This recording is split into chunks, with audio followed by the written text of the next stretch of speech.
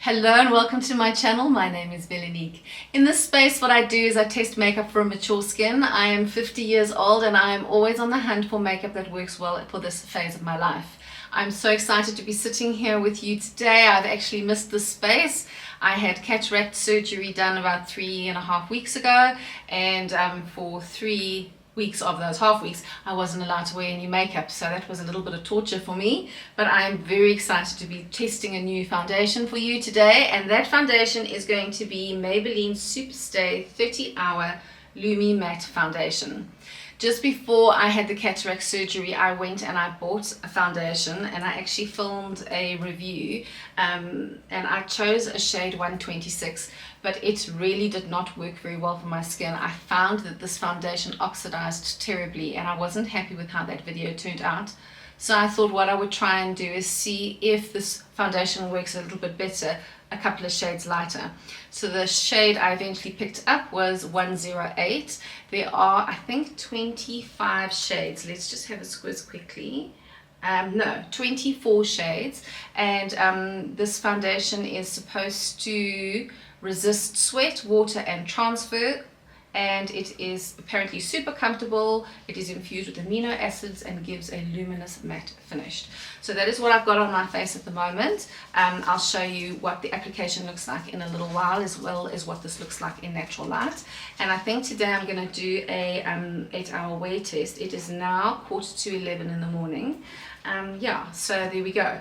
Also on my face, which is new from Maybelline, which I've been really enjoying, is the new lip product. This one is called a Teddy Tint, and this is the shade I've got on here, and it is called Pinky Promise number 45. Look at that, I can read the fine print. This is so exciting, let me just tell you. Okay, number 45, Pinky Promise, and I didn't have to squint. Fabulous.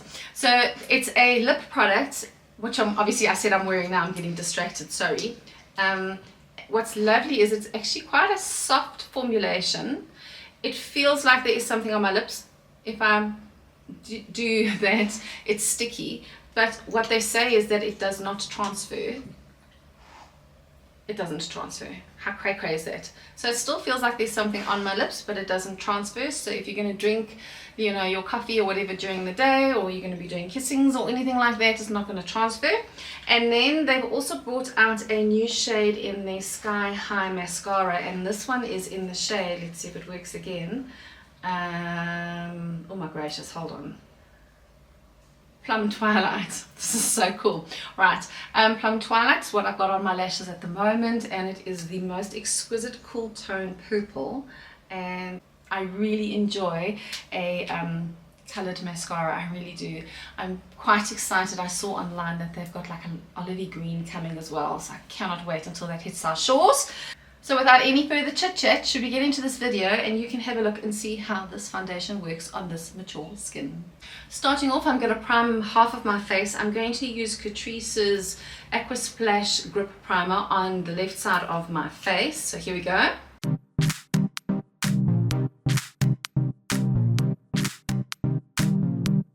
Just as a matter of interest, other than the primer that I have on the left side of my face, I have washed my face, I have put my moisturizer on, as well as my SPF factor 50, the La Roche-Posay Invisible Liquid, on the rest of my face. So that is what is on my face at the moment, so let's see how this foundation does.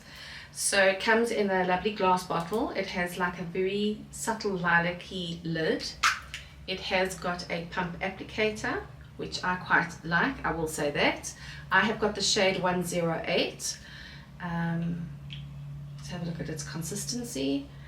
So not too thick and not too runny, and apparently this one will dry down semi-matte, so Lumi Matte, so I have a little bit of a glow, which we quite like.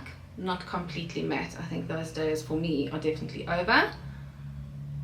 So the shade looks very, very, very light on my skin, but I did try shade 126, and this one oxidized horrendously on my skin, so I'm sure that this one is going to dry down a bit darker. To blend today, I'm going to be using a dampened beauty blender, and here we go, let's blend.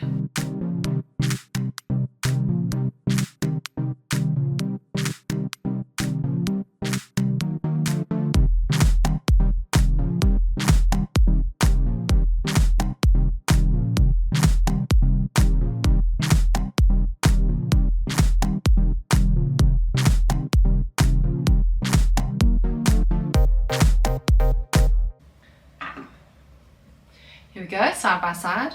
On my skin, it looks like it is a bit of a light to medium coverage foundation. What I'm going to try and do is just quickly build up on my skin concerns where I can see through.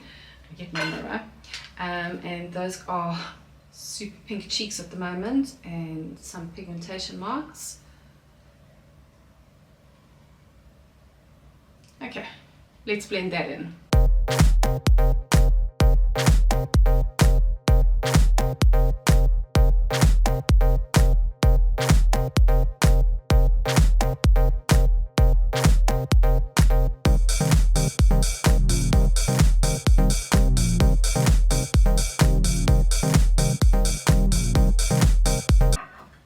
There we go. So that is now with another application on, and I think I quite like what this looks like. I will say it's definitely more a medium coverage foundation. I think if you wanted to and you really enjoy a full coverage, you could maybe put another layer on, but for me, I'm not going to do that. I don't enjoy that look at all. So I actually quite like what the side of my face looks like. It looks like it is Lumi Matte, I should say. So it is matte, but there is a little bit of a shine. So let me do the other side.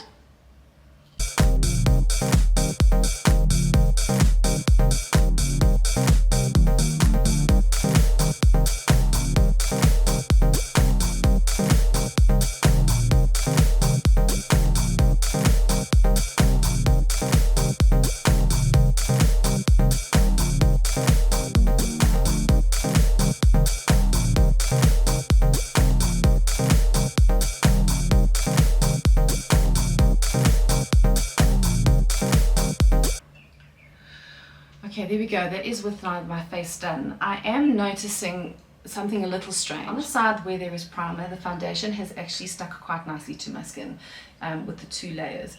But what I found is on this side of my skin where there is no primer on, where I put the second layer of the foundation over my cheek area, the product seems to have lifted. It's just for some reason not covering really well on the side of my cheek. I'm not too sure why that is. I'm going to try and maybe just see if I pop a little bit more on my finger, if that maybe helps. Maybe it's the sponge.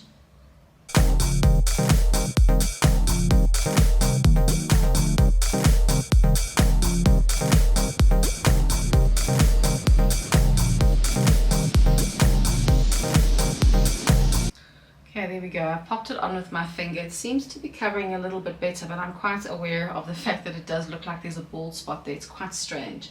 And then on the side of my cheek here, where my skin is slightly drier, it looks like the product is actually caking a little bit on the side there. I'm not too sure what that's about. But let's see what happens during the course of the day when my oils come in, if it actually just softens the product a little bit. But yeah, for the most part, I think it looks okay. I think it's just bothering me a little tiny bit how cakey it is just on my forehead. I will definitely say the side where I have got primer on, my skin looks a lot better than the side that doesn't have primer on. What I'm going to do now is I'm going to quickly go and finish up my makeup, and then we will have a look and see what this foundation looks like in natural light.